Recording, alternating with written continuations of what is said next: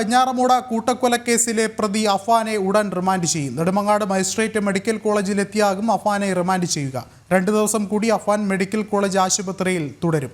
Discharge അനുവദിച്ചാൽ ജയിലിൽ എത്തിക്കും. മറ്റ് കേസുകളിലെ അറസ്റ്റ് രേഖപ്പെടുത്തുക പിന്നീട് കസ്റ്റഡിയിൽ വാങ്ങിയ ശേഷം മാത്രമെന്ന് ആറ്റിങ്ങൽ ഡിവൈഎസ്പി മഞ്ജുലാൽ പറഞ്ഞു. കൊലപാതകത്തിന്റെ പ്രാഥമിക കാരണം സാമ്പത്തിക ബാധ്യത തന്നെ എന്നാണ് പോലീസിന്റെ നിഗമനം. കൂടുതൽ വിവരങ്ങളുമായി രശ്മി കാർത്തിക ചേർന്നുണ്ട്. രശ്മി, റിമാൻഡിനായുള്ള നടപടികൾ ആരംഭിച്ചിട്ടുണ്ടോ? എന്താണ് മറ്റു വിവരങ്ങൾ?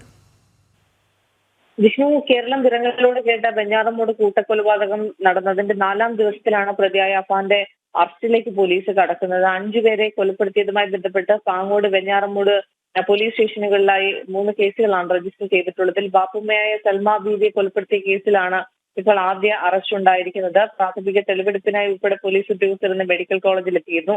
ഏതായാലും ഇതിന് പിന്നാലെ ഇപ്പോൾ അല്പസമയത്തിനകം തന്നെ പ്രതിയെ റിമാൻഡ് ചെയ്യുമെന്നുള്ളതാണ് അറിയാൻ കഴിയുന്നത്. നെടുമങ്ങാട് മജിസ്ട്രേറ്റ് മെഡിക്കൽ കോളേജിൽ എത്തിയായിരിക്കും റിമാൻഡ് രേഖപ്പെടുത്തുക.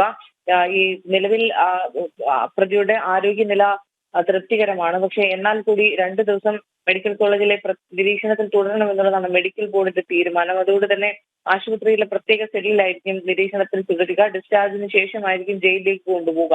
പ്രതിയെ കസ്റ്റഡിയിൽ വാങ്ങിയ ശേഷം മറ്റു കേസുകളുടെ അറസ്റ്റ് രേഖപ്പെടുത്തുമെന്ന് ആറ്റിങ്ങൽ ഡിവൈഎസ്പി മഞ്ജുലാലും അറിയിച്ചിട്ടുണ്ട്. അതോടൊപ്പം ഈ കൊലപാതകത്തിന് പിന്നാലെ മദ്യത്തിൽ ലഹരി കലർത്തി കുടിച്ച ശേഷമാണ് അഫാൻ വെഞ്ഞാറമൂട് പോലീസ് സ്റ്റേഷനിലെത്തി കീഴടങ്ങുന്നത്.